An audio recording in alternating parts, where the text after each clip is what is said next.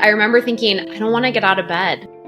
And I have like my dream life. To the outside world, everything looked perfect.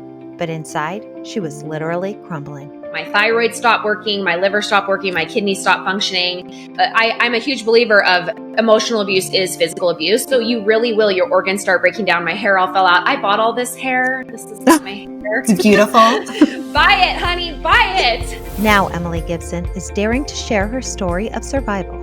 Finally, I just realized, no, I can't do this anymore. I gotta go. And if I have to sell everything and start over, I will. In the hopes of helping others embrace the life they deserve. When you're willing to lean in and risk knowing the difference between victory and defeat, that's when you truly live. On an all-new Intentional Living with Courtney Meyers. This is Intentional Living with Courtney Meyers. Hi, Emily. Welcome to the show. Welcome to Intentional Living with Courtney Meyers. I'm really excited and happy to have you here today. Thank you so much for having me. It's so good to be here. Well, I know that you have a long career in marketing and television and all these different areas. You're a mom of, I believe you have four kids. 5 if you count the dog. Well, yeah, we always have to add the dog in there. I mean, I have two. Yours are a little bit older than mine, but I have the 2 kids and a dog, so I have 3, I guess. Yep. But with everything you've done in life and everything you're doing, combining your motherhood journey, combining your career journey, combining your television journey, and now your coaching journey, that's a lot. And as we are like, as moms, I feel like we want to like just do everything and pour our heart into everything. But I mean, that leads to overwhelm and burnout, wouldn't you say? Well, it's so funny because I literally was sitting on the couch with my mom just this last Sunday. She comes over for Sunday dinner every single weekend. And I looked at her because we just closed on our first Airbnb, my husband and I, in Memphis. Fun.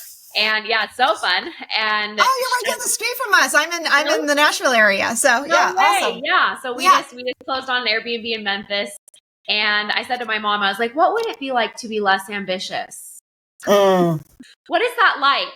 I don't know what that's like, because I would never be happy with anything less. And I think that's the biggest difference is I think oftentimes about maybe I should pull back, maybe I should do less. And that's when I'm actually, and I'm not talking about like, I build in time in my day for nothing. Last night, 4 hours just sitting in a chair without my phone, watching my kids play by the pool, enjoying our bunnies and our dog and all the things, it's like the perfect time of year in Utah right now. And so it's not about being busy all the time, but if I did less, if I owned less companies, if I followed less passions and had more free time, if you will, how I think most people look at Emily, if you slow down, I would not be a happy person. I really find that when you follow your passions, and I feel like God gives us many passions that you can pursue all at the same time. And then it's this sort of dance, if you will, this art form that we master as entrepreneurs of how to make it all play harmoniously. What is it like to be not so ambitious? I mean, that's a big statement, especially when it comes to things like moms and burnout and working women and, balancing it all. I know for me, I've said that to my husband, before I had children, we met later in life and we went a long time. I went a long time building a career before I became a wife and a mom. And then that happened, boom, boom, boom, real quick. COVID happened. And all of a sudden I was a stay-at-home mom, and it was kind of like, to me, 2 different identities and something that I always wanted. I wanted to be that stay-at-home mom. I thought that's what I was looking for. And then all of a sudden I got the opportunity and I was like, I can't do this. I need more. So that whole ambition, it's not necessarily bad. And finding that balance, which is a charged world for us, I think, these days. Totally is. Like, one of the things that I always think about is no one ever asks dads, like, how do you feel going to work? Do you feel guilty going to work? Like, nobody ever has that conversation with men. It's not topic of conversation because they're raised and socialized to go to work. And we are raised and socialized to be mothers, which is my greatest calling and job that I have. I actually never wanted to build a career. All I wanted to do was be a stay-at-home mom. And after 7 years of being an exclusive stay-at-home mom, I literally jumped at an opportunity to build something on a whim. It turned into something way more than I ever thought it was going to be. And then that has spurred several different passions of mine that I've just followed and run after. And it's been so fulfilling in my life. And I actually just recorded a podcast on my own podcast, 2 of them in the last 90 days, only because I was like I was tired of filming content. And my 13-year-old and my 15-year-old were like, well, why don't you just interview us for an episode? And I said, well, no, I'm not, like, it's not a mom show. Like, it's a mom show, but it's not about, like, you know, that type of stuff. And they were like, okay. And they walked out, and I sat there in my office and I was like, wait, no, come back. I'm going to interview you. Because all of a sudden I realized, you know, for the last 8 years of their life, I've been a working mom, but my 2 oldest, they remember when I was a stay-at-home mom. And one of my biggest fears was always, how's this going to affect my kids? Which is not anything a father ever worries about. But moms, it's what we all think. How's this going to affect my kids? How's this going to affect my relationship with my daughter? How are they going to be like in the teenage years? What is me working? How is this sacrifice, if you will, because I think that's how many women view it, going to affect my children? Are they going to be, you know, pregnant at 16 and dropouts and drug addicts? Like, I don't know why we think that, because it's just ridiculous. But like, that's where my head went. And so I interviewed them and asked them, like, you remember before I was a working mom, what was that like for you? And my daughter, I was so shocked. She said, I remember we couldn't buy the food that we wanted at the grocery store. I remember we couldn't just get what we wanted. Like, if I wanted this particular like spaghetti thing, we had to wait until we could save up for that really exciting thing, like ham on Easter, because those were such big deals, right? Right. And then, and she said, now, since you're working, it's just so nice because I can get like, you know, the probiotic soda that I want on a whim. And Dad's not like, doesn't work in the budget, you know? He's like, just buys it for her. And it's just those things. I just would never think that that's what she would think about. And then my 15-year-old son, he said, well, it was definitely more laid back then. But I really like going to Disney World now. So, you know, they're easily bought is what the message is, I guess. Yeah. Isn't that so true? I wish my kids would realize that. Harper's about to be 4 and Hayden's 2. So they don't understand that. All they get is like, no, mommy's working. We, you know, because they are so used, especially being COVID babies. They're just so used to like me nonstop with them all the time. And I work at home. So they're not used to that. But it's really funny that you said that about dads and women were being so conditioned to this, because I saw a clip on Instagram. I think it was Keira Knightley. She won some award, and one of the reporters asked her, like, how do you balance, you know, being a mom and being an actress or working? And she turned the question back on the reporter, was like, I'm sure you can ask all the men this question too, right?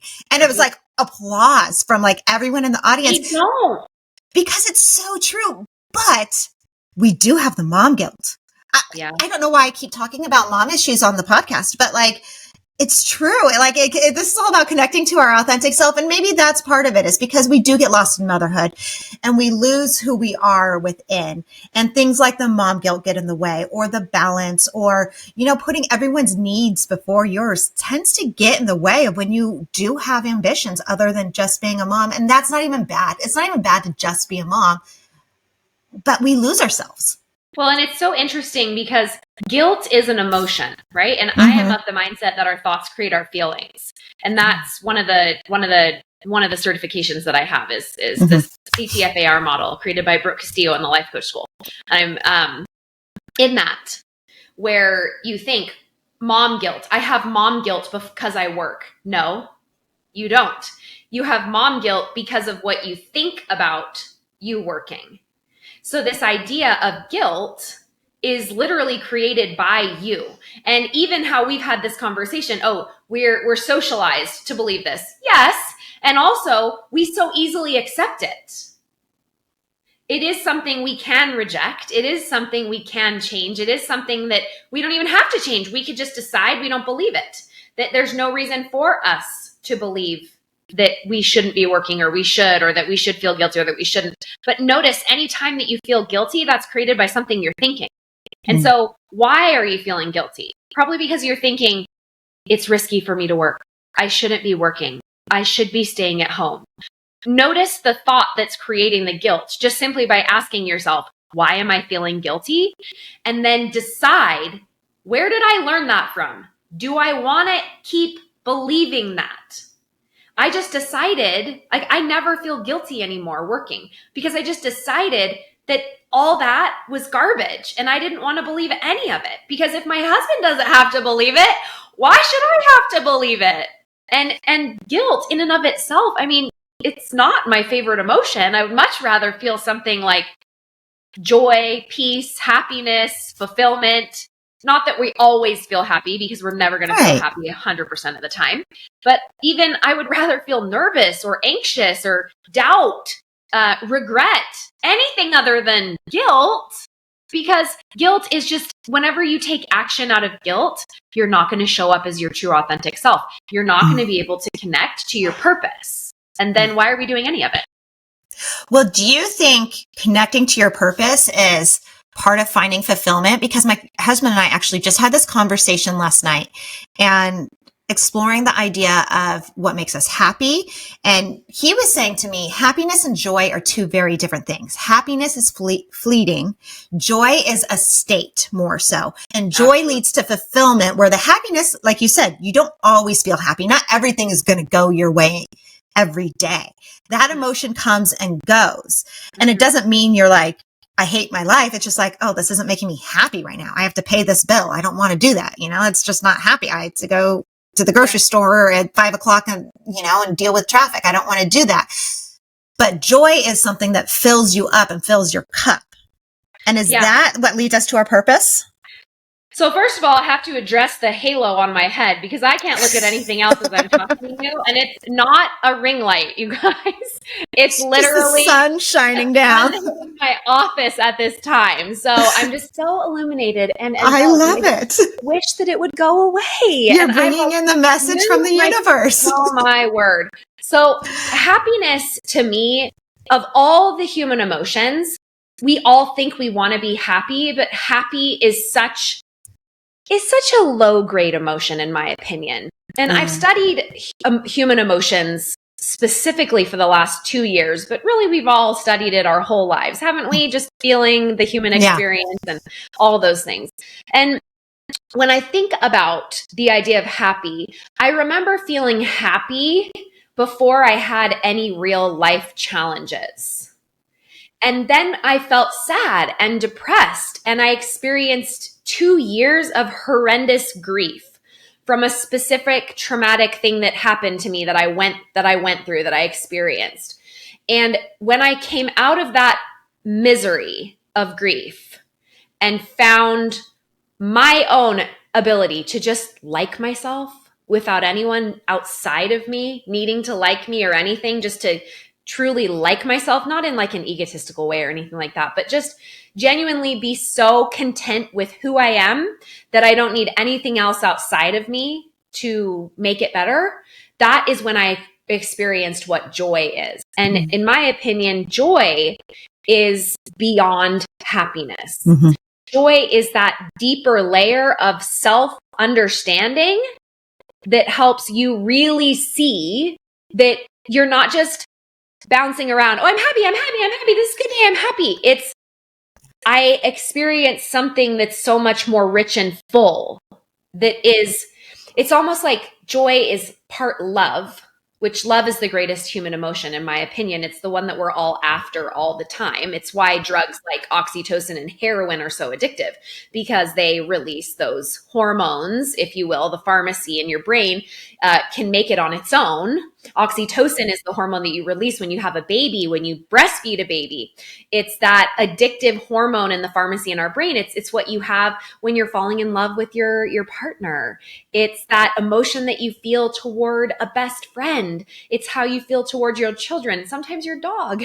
And And so joy, I think, is happiness and love combined together. And when you have it, when you find true joy, you are definitely connected to your purpose. And when you're connected to your purpose, that means you're following your passion. And I don't know about you, but my passions change.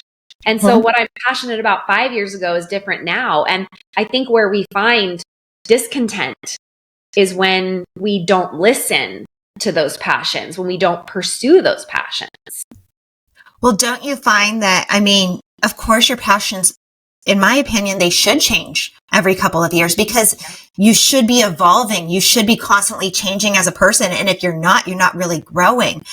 Mm-hmm. But how do you learn to, I mean, it all comes back to love, essentially. Like, how do you learn to love yourself and find that true liking of who you are without those outside trappings? I mean, that is the emphasis of, or that is like, the epitome of what being authentic is really accepting and loving and knowing yourself from within, no outside influences, not caring what others think. And it's not like you don't care, but like not allowing that not allowing that to change your, we're programmed on a DNA level to need people to like us. And people think, oh, I'm not a people pleaser. And I look at them and say, oh, you're not human?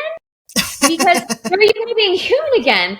The history behind it, hundreds of thousands of years ago, our ancestors, our cave women ancestors, had to be liked enough by other women in the tribe that if their man, their caveman, went out on a hunt and was killed by a tiger or a bear or whatever he was trying to kill to feed the family, if he were to die, she had to be likable enough by the tribe so that her other cave women friends would take her and her 10 kids on and go to her husband and say, hi, caveman Bill, husband. So I know we already have 16 little cave babies ourselves. And, thank you so much for providing for us. But, see my friend Emily over here? Like, she's so wonderful. She's a hard worker. Look at how strong her muscles are. And I know she has 10 kids, but like, I think she would be really fun to have around. Could we take her on? That is where that comes from. So anytime that you're like, oh, why am I a people pleaser?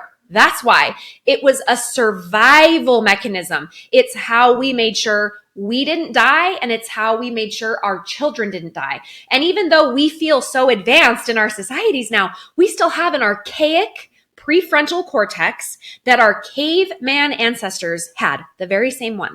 It's what separates us from the animals. Our prefrontal cortex thinks about its own thinking. Our lower brain, our animal brain, that's what the dog has that's asleep on the floor over here in the sun. And she'll get up and walk somewhere else to another sunny spot later without a care in the world, where you and I were going to say, probably not napping at 10 a.m. We probably have things to do. So let's nap later if we can, or maybe just on Sunday. Right? Yeah. And so when we get into this mode of people pleasing, that's why. And so number one, understanding that you're going to care what other people think. And if you don't, then you're lying to yourself, truly. Now, I care what people think, but I don't allow it to affect my decisions most of the time. Doesn't mean I'm perfect. I'm not a robot. I'm not going to walk around like being, always like, sometimes I make decisions because of what I think people are going to think. There you go, being human again. That's a normal thing. This part of evolution of ourselves is this practice, if you will, of having integrity and character with yourself every single day as best you can, and then assessing, and again the next day trying again.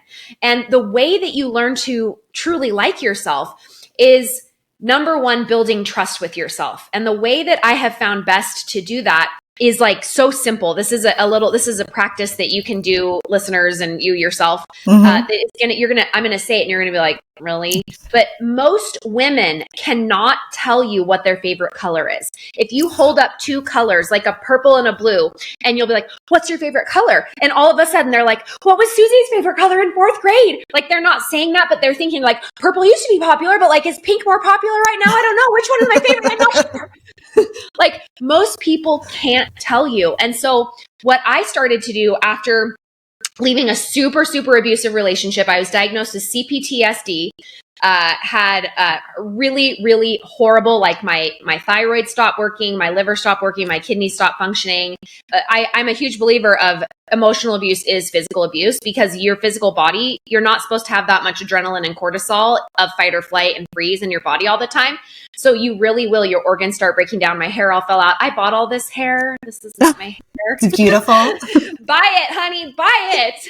Oh my goodness. So one of the ways that I had trauma therapists and just all sorts of things. I did everything. I was like, I'm open because I can't feel this way forever, you know? And so one of the things that I did when I was going through trauma therapy was a simple exercise of which do I like best? And so I would just play a game with myself. I would say, okay, I would look at, you know, like a pink marker, I have like a pink marker here and a blue one and a purple one. And I would look at them and I would say, what do we like best, Emily? And it was so hard for me to do in the beginning. I would be like, well, what's the coolest color? What's the most popular color? What color is everyone else going to pick? What color should I pick? And so now I look at these and I'm like, hot pink, that's the one that sticks out the best. Hot pink, that's the color I want. I just threw it. But I'd be like, hot pink is my favorite color. And so then what I would do is I would go get my nails done in that color, hot pink. And then I would buy hot pink lipstick. And then I would wear pink socks. Like, it sounds so, but I would just be like, try them all on in all different ways. And then I would say that 2 weeks later, I would go to the nail salon and I would be like, I would go through Pinterest and I'd be like, what nails are sticking out? I wouldn't even ask myself, what do I like the best? I would ask myself the question, what pattern sticks out the most? Which is the most exciting to me? And then I would get my nails done in that color. And everyone would be like, wow, your nails are so crazy. And I'd be like, I know, isn't it so fun? They stick out so much. And so I just, with those little things. And then finally, I decided just get extensions. I had always been really judgmental of like people with extensions. I was like, no, you don't need to buy your hair. Like, you're good just as you are. And then I was like, actually, hate my hair how it is. It's all falling out. It looks horrible. I feel horrible. And so I was like, we're just going to get long hair and we're going to see if we like it and we're going to decide for ourselves.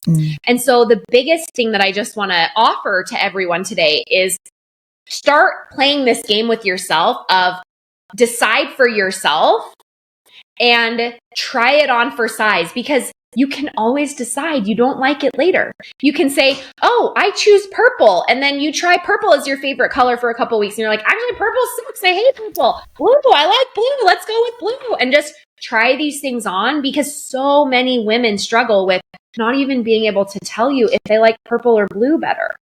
Wow. It's trying it on. It's almost like it's bringing you back to your spirit and who you truly are on that inner level. Your true self. Because you have to, and especially like that first reaction and that first answer. I went through that. I went through a subconscious reprogramming session where they kind of somewhat hypnotized you. And that was one of the first things that they said is like, what's your favorite color? And, the first thing I blurted out was pink. And I was just like, and then I course corrected. I'm like, no. Green's my favorite color, because that's what I've been telling myself my whole life. We already have this like tumultuous relationship with pink in the first place. So we feel like if we say pink, then we're just so standard. Yeah. We're just so run of the mill. And that's not true. Like, we just might actually like pink. It's weird. And so now, like, I'm constantly reminding myself, it's like, well, my subconscious mind says I like pink, even though I say I like green, which I really do. Yeah. But even deeper, so it took getting out of something so hard for you. You had to lighten up your life to come back to yourself. And it's almost like that levity brought you back to yourself. But like, how did you go through that? Do you want to talk about it? Like, what was this experience? I don't like the biggest thing for me was realizing that I was in a relationship that was causing me to feel physically ill every single day and constantly walk on eggshells. I was very unhappy. I felt like there was nothing that I could do. It's pretty extensive. There was a lot going on there, and it wasn't just one thing, it was multiple things. But it was in that moment where I'll never forget it. I was laying in my bed and I remember thinking, I don't want to get out of bed. And I have like my dream life. This is so weird. And I'm I'm definitely a very spiritual person. Mm. I go to church every Sunday. I have the scriptures here on my desk, but I'm not necessarily like studying them right now in my life with like a highlighter or anything. But if someone says says a scripture off, I'm like, ooh, that's a good one. Let me like read that and write that down. Maybe we'll come back to that later and then I'll think about it for a year. Right. Mm-hmm. But I definitely feel like no matter where my religious beliefs are at any given time, because they tend to ebb and flow, I'm always very spiritual and spiritually connected to God. And I'll never forget laying in my bed that day and everything was like it should be in my life. Everything I had ever worked for in my career had happened. I was just so financially successful. My marriage was really great. My kids were all doing really well. We had our dream house. Like literally you would have looked at my life and been like, everything looks good. And I didn't want to get out of bed. And I just remember like feeling like God was there talking to me, not like I could like see him in the room or anything like that, but I felt him there. And it was like, it felt like, I'm not saying I like saw images or anything, but like, it felt like he literally like grabbed me by the shirt and was like, come on, let's go. We're going to go be a life coach. Let's go. And I just remember being like, no, what are people going to think? Like, this is dumb. Like, nobody does this. Like, everyone's a life coach. Like, why are we doing this? Like, come on. And it was like, no, come on, let's go. And then I just did like one thing after the next, one thing after the next, one thing after the next. And slowly but surely, I felt like I feel like the experience that I had is similar to the experience that my friends who have come out of the closet and, told their families like, I'm gay. I feel like it was a very similar experience for me coming out. I felt like I came out of the closet, but like not in that way. But as I hear my friends like tell me their experiences, how they just felt like they just were living a lie and all these things. And even though I wasn't living a lie, it felt a lot like that for me, so that I could really start stepping into what I wanted, where I wanted to go, and where my passions and God was calling me. And when you're in an abusive relationship, you're scared to death to do what you really want because of the repercussions that may come. And so you walk on eggshells and you people please and you fawn and you freeze and fight or flight is definitely what you utilize when you leave the relationship. But when you're trying to just stay in it and you just think, if I love this person more, if I behave better, if I could just be better and love them more, then they will get better and things will get better, because you keep seeing the good in them and you hang on to that for so long. And I hung on to it for so long until finally I just realized, no, I can't do this anymore. I gotta go. And if I have to sell everything and start over, I will. And so I think we all have that kind of come to Jesus moment with ourselves. Even if we're not leaving an abusive relationship or we're not having anything horrible happen to us, like we just generally feel dissatisfied with our life. Maybe you've been a stay-at-home mom your whole life and you don't want to do it anymore, or you want to add something to it. Or maybe you've worked your whole life and you're like, I think I don't want to do this anymore. Like you have this moment where you just have to have like a come to Jesus with yourself and be like, we're going to make some changes. And we don't know exactly how it's going to work out, but we can't stay like this anymore.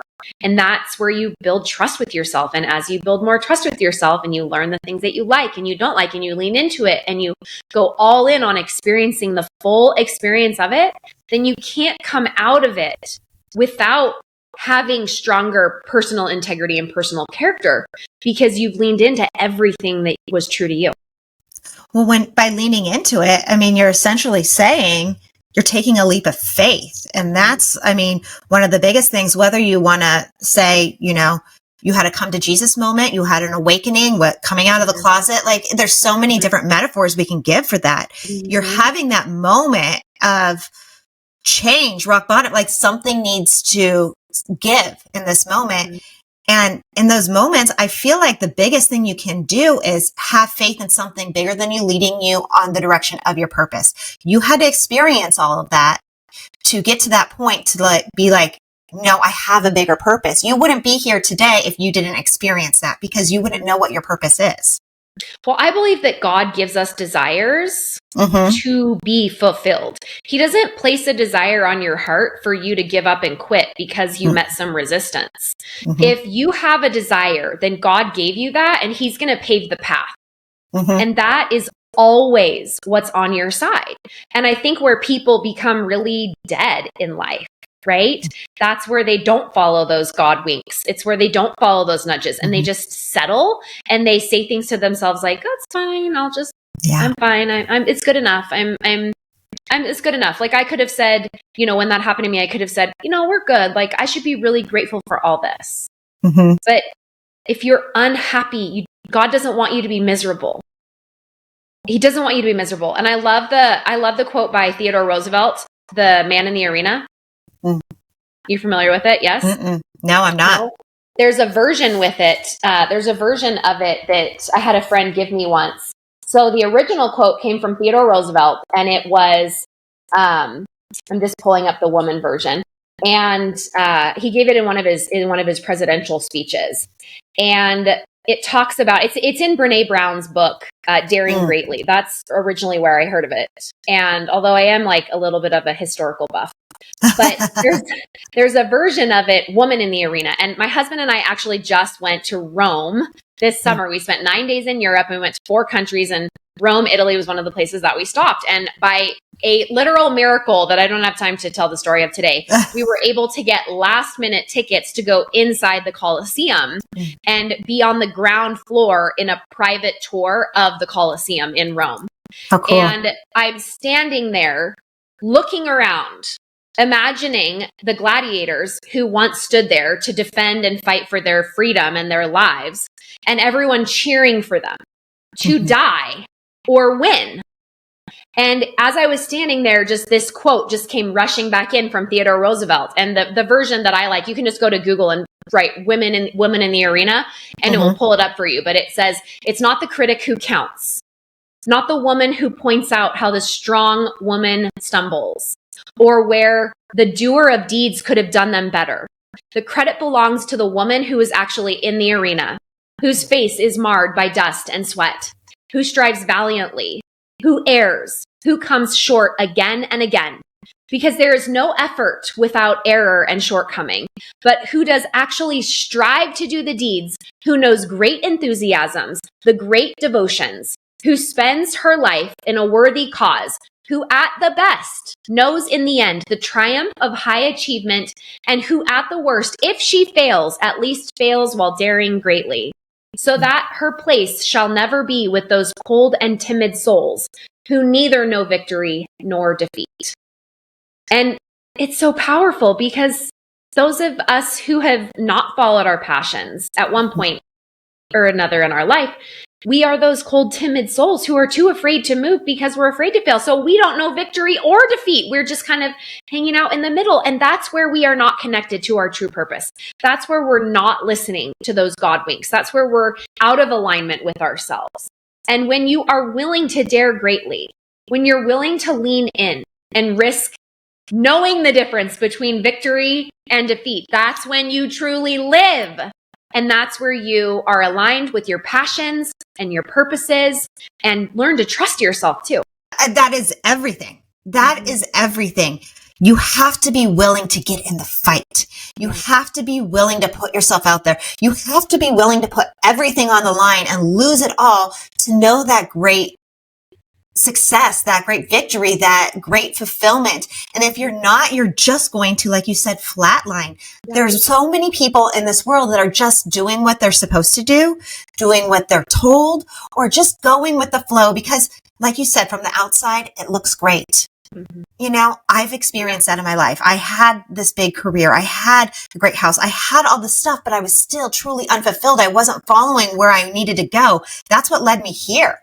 You know, that's what picked me up and moved me across the country from everyone I knew to start a different life. And you surrendered.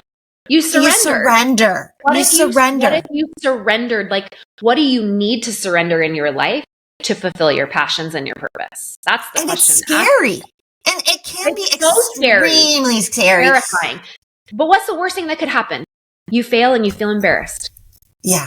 And I think that stops people a lot of times from wanting to actually put themselves out there. The fear of what other people are going to say, that comes back to that people pleasing. It comes back to that whole caring what other people think, because we do, like you said, we are human. I have been a people pleaser most of my life. You don't want to let those people you love down. You don't want to fail. You want everyone around you to be happy. But what if we rephrase that? What if we wanted everyone to feel fulfillment and joy? I want everyone to be 50% positive emotions and 50% negative emotions, because that's actually what life is. And that's the full human experience. And if we're always thinking that we have to be happy all of the time, we're going to be really confused when we can't be happy all the time. It's not even possible. Well, I think that's where that toxic positivity comes in, and the concept of duality. You need to have the dark and the light. You need to have that balance. Otherwise, you don't even know what good is. You don't know what happy is. You don't know what joy is. You don't know what fulfillment is. You have to experience a little bit of that. And that's part of life. That's why we're here. That's why God, universe, or whatever it is created us, is to have those experiences so that when we go back, we can bring all of that back to the whole, back to the one. Mm-hmm. Yeah, 100%. I mean, the only reason why you know joy, true joy, is because you've known great suffering. So do you think we all have to go through a great suffering, or do you think there's different levels to it? I do. I think there's something that we've all gone through at some point in our life where we've suffered, whether it's bullying or parents getting a divorce, losing a child, miscarrying. I know some people will go through a faith crisis at some point during their life, divorce. Like, there's just so many different things that can happen to people throughout our lives. And even just when your parents die, those types of things, grandparents, disappointments that come in life. Like, I just don't think there's any human being that goes throughout their life without having major disappointments at one point or another. And if they are, I don't believe them. I just don't. If they say, no, I've never been through anything hard in my life, I'm like, well, it seems like the hour is still young. I'm sure it's coming for you soon, because you just can't beat it, And I just think that we sell ourselves short when we ignore, or distract ourselves when we're going through those things. Because what a lot of people will do, especially people that are not in tune with their own emotions, is they will distract themselves with other things, like overworking or being really busy or getting lots and lots of degrees, or saying, oh, I'm fine. Yeah.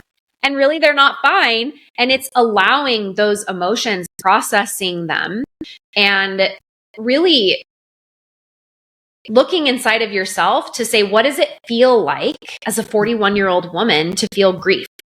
What does it feel like to feel disappointment? Where do I feel it in my body? Yeah.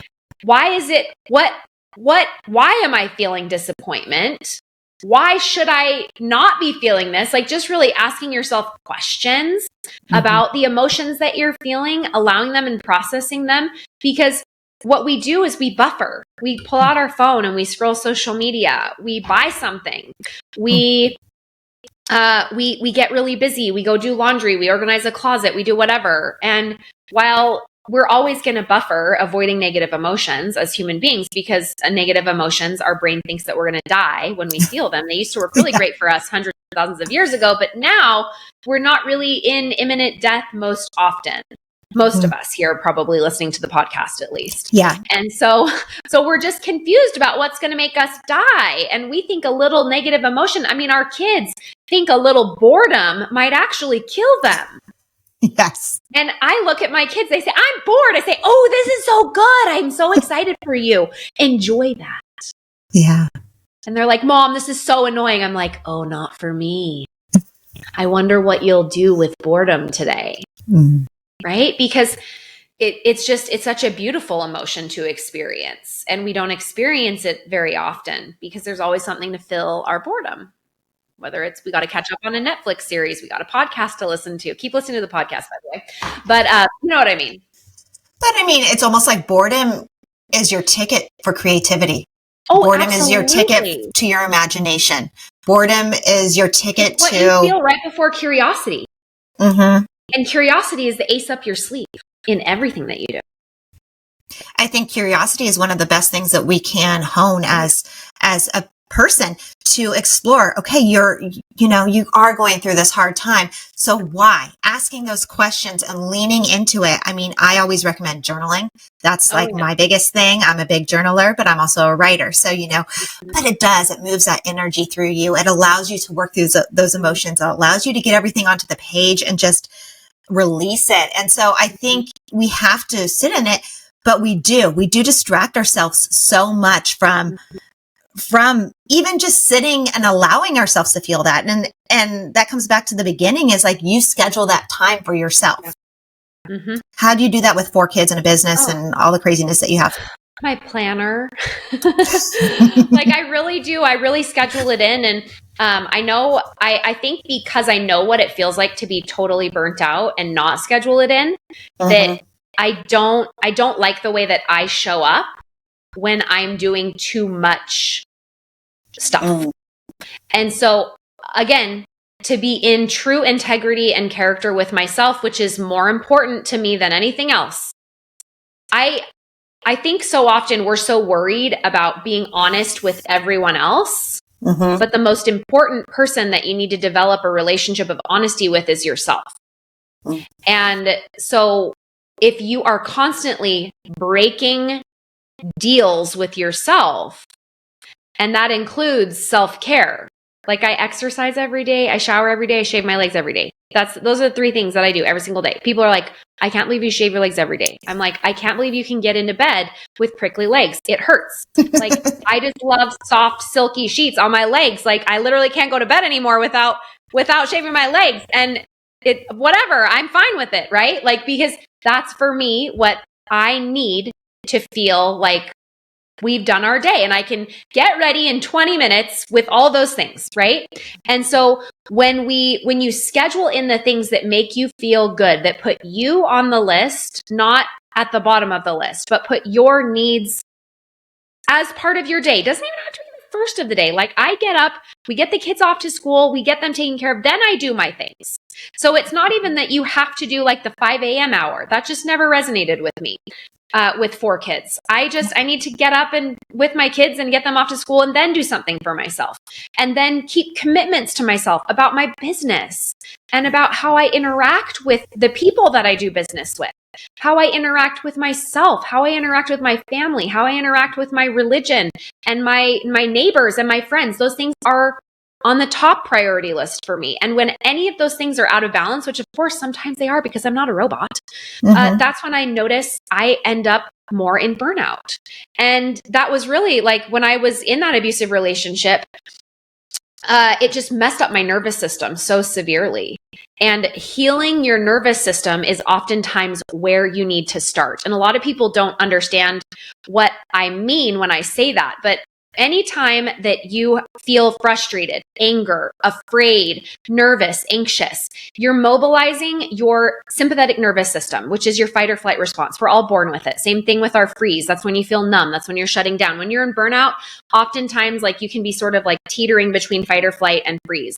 And we're not meant to be in fight, flight, freeze all the time. When we are, we're pumping out adrenaline and cortisol, the pharmacy inside of our brain that gives us superpowers to do things that our bodies were not made to do. It's why when there's an accident and someone's dying in a burning car, one man can lift a car off of them and they're like, oh my gosh, is it Superman? No, it's adrenaline, cortisol.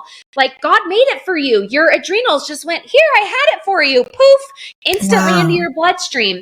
And so when you are an overachiever, when you are someone that's maybe been in an abusive relationship or experienced trauma or you just feel stressed, for whatever reason, you're going to have constant adrenaline and cortisol. And the only way, and plus just our phones, you guys, the way that we live in our current world, we are go, go, go, go, constantly being stimulated. And that's not how God made for our bodies to be.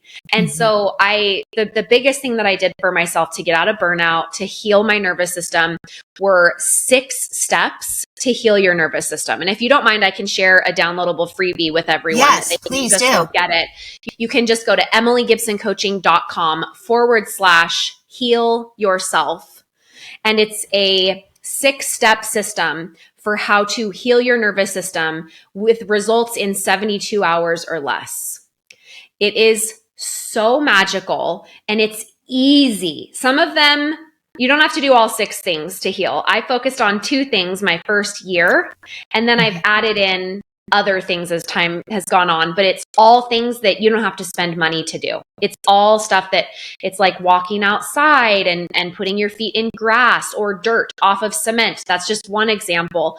But other things like breathing exercises that you need to do every single day that we don't make time to do because our Western society doesn't support those things. We haven't been socialized to respond this way. So just, there's like a whole thing that I'll tell you. And then I share a little bit about my abuse recovery story and things like that in there too. But I really hope it helps you, because anyone that's listening, because it's been transformative in my life and tens of thousands of people who have used it as well. Well, I'm going to check it out because, I am that overachiever. I suffer from anxiety. I'm actually doing a lot of inner child work and doing things to do that because I would like to be off my anti-anxiety medication at some point, healing the nervous system. And I love these tips that you have because it is so true. That grounding, just getting outside barefoot, putting your feet in the sand. We don't even realize as we're going about our day, how often we're even just holding our breath. We're not even really just breathing. Yeah. And we have to do that to help regulate our system. Response. When you're holding your breath, you're actually in your dorsal ventral nervous system, dorsal vagal nervous system. And the way that I talk about it is like red light, green light, red light, yellow light, green light, right? So your green light is like where we're feeling safe and secure and peaceful and we're, like one with ourselves and our universe. And then fight or flight is like what we do when we're mobilizing energy. And that's where we're feeling a little edgy, frustrated, angry, but not always. Like right now, we are using our sympathetic nervous system. We are engaging with each other. We're talking with our hands. We had to use our sympathetic nervous system to get up and answer the door this morning, to go to the bathroom. It's what we use when we exercise. And then our freeze response, that's when we hold our breath and we try not to move and everything gets really still. Sometimes women in freeze response will not eat. They'll stop eating as a trauma response and they'll freeze in that way. A lot of times this happens with people with anxiety. Other people, they eat all the time and they gain weight as a response to a freeze or something like that. But the whole purpose of breathing and all of these things, like if you had your blood work done, it would probably show that you have low oxidation in your blood because you're holding your breath or anxiety. You're probably low in sodium because you burn through sodium when you are an overachiever or going through trauma and abuse. So I don't know if you crave salt a lot. Do you crave salt a lot? I don't know if I crave salt a lot, but yeah, I mean, I've been through my fair share. I'll see that. Like I had like pockets full of salt packets. Everywhere I'd go, I'd get salt packets because I just always crave salt. Like I have salt in my water here. I put this like real salt. It's this company. My husband does that. No, my husband's very like salt and lemon. He like salt, big electrolytes. Yeah. And so most overachieving women are deficient in potassium and sodium because you burn through those things because you are using up so much adrenaline and cortisol constantly. I love how you were just talking about it though, with the red light, green light, red light, yellow light, green light, because it's like, that's actually when I catch myself the most holding my breath is when I'm driving and I'm at a red light. I'm like, wait, I'm holding my breath again. Take that deep breath. Yeah. I have this like little thing here that I use. Oh my goodness. I love that. Yeah, there's like shows your nervous system, like your ventral vagal. This is where we're like peaceful and, really happy and safe. And then our yellow light is our fight or flight, our sympathetic nervous system. And then our dorsal vagal is like our freeze, our shutdown where we feel numb. Have you ever felt numb before? Yep, a lot. Yeah, that's where and it's really when you're beyond feeling. Right? Yeah.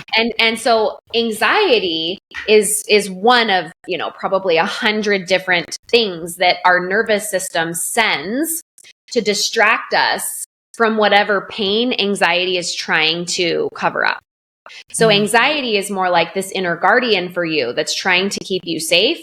And your nervous system is sending it to you in such a loving way. But we hate it because anxiety is awful. You feel like something's sitting on your chest. Yeah. It's always racing. Like you're always, stressed and worried about something. And so one of the exercises that I did for myself to get my anxiety to go away was I gave my anxiety a name.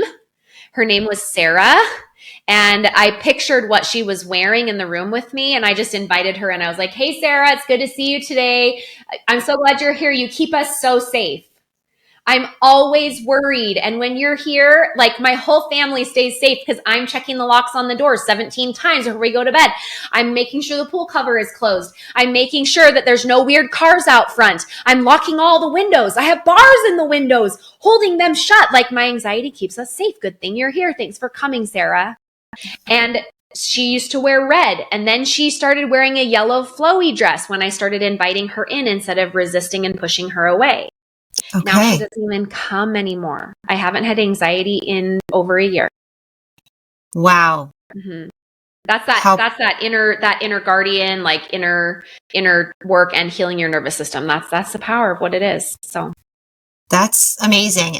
I mean, just that visualization technique, just the naming it and claiming it, like all those things that people talk about that sound cliche, but it's like so true. It just works though. And when you are like so done with being in where you are and you're open to just anything, like that's where I got 2 years ago. I was like, I'll do anything. Give me all your crystals, give me your sage, give me your oils. Like, you got crystals here. Yeah, exactly. Yeah, I've got 2 on my desk too. There's like, yes, I'm just like, just give me all your stuff.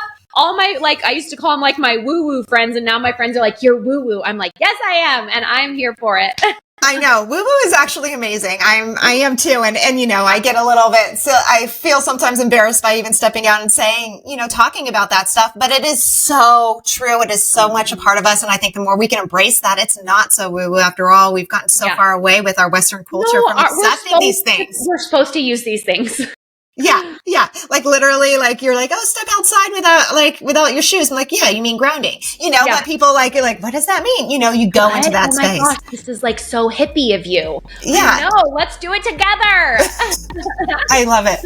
Oh my goodness. Such great advice. So how can we work with you if we want to learn from you?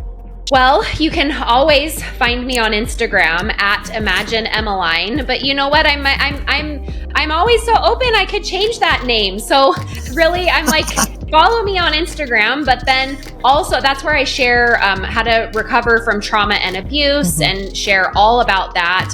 But more important than that, go download that 6 steps to heal the nervous system. EmilyGibsonCoaching.com/heal yourself. You guys, my little Cavalier just came up. Isn't she so cute? This is my little dog that I'm obsessed with. She's so adorable. Oh, too cute. She's gonna like sit down. She looks like Lady and the Tramp. Anyway, go to that. I'm gonna say it one more time. Go to EmilyGibsonCoaching.com/heal yourself. Grab that 6 steps to heal the nervous system. Then you will be able to have weekly messages from me that are uplifting, that teach you about yourself. I have a Trust Tuesday email where I teach you how to trust yourself every single week. Super empowering as a mom, as a business owner, sharing those tips with you. So I hope I get to see you there. That's the best way to stay in touch with me. Well, and I'll put all the information, I'll put all the links and show notes so that it's easy to get to and everyone can get that. I'm going to download it myself because you're going to love it. Like you said, I would love a year from now to say my anxiety's gone. I've been dealing with it for a long time. Yep, and was scared to go on medicine over it, you know, lots of therapy, a lot of ruminating thoughts, and was very scared to even take the medicine. And I did, and it took a very low dose. I'm still on it, but I still have that. I still look forward to being off of it at some point. Yeah. Like it's like glasses, right? If you need to wear glasses, you wear glasses. If you need to take medication, take medication. Yeah. If it helps you work better. But if there are things that can help you to to make some of those things work even better for you, why not? I love it. I love it. Thank you so much. Thank you for joining me and talking to me today. I just loved our conversation. Oh, so great. Thanks for spreading the good word. Awesome. Well, hopefully we'll talk soon. Yes. Bye. Bye, Emily. And that's it for today's Intentional Living with Courtney Meyers. Thank you so much for joining me. And thank you, Emily Gibson, for such a great conversation all about learning how to go within, learn to heal from your traumas, experience our feelings and emotions, and come out on the other side so that we can live a fulfilled and joyful life in our purpose. I'll put all the information of how to work with Emily and download her freebie in the show notes below. And as always, you can find Intentional Media and Intentional Living with Courtney Meyers on our website at CourtneyMyers.com. That's where you'll find links of how to work with me, get our books, our courses, and so much more. So stay tuned, and I'll talk to you next week. Bye.